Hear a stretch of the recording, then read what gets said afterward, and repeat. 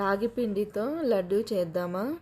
ఇందులో ఎటువంటి ఆయిల్ కానీ, ఘీ కానీ, బటర్ కానీ యూస్ చేయలేదండి. ఇందుకోసం స్టవ్ మీద ప్యాన్ పెట్టుకొని 1 కప్ దాకా రాగి పిండిని వేసుకొని సిమ్లో 5 మినిట్స్ కుక్ చేసుకోవాలి. నెక్స్ట్ అదే ప్యాన్లో 1.5 కప్ దాకా పల్లీలను వేసుకొని కలుపుతూ దోరగా వేయించుకొని చల్లార్చి పొట్టు తీసుకోవాలి. నెక్స్ట్ ఒక మిక్సీ జార్ తీసుకొని వేయించుకున్న పల్లీలను యాడ్ చేసుకొని 2 ఇలాచీలు, 1 కప్పు బెల్లం వేసి మిక్సీ పట్టుకోండి.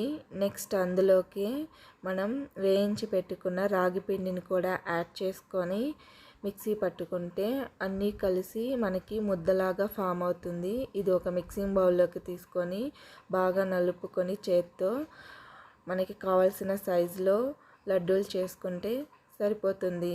హెల్దీ టేస్టీ రాగి పిండి లడ్డు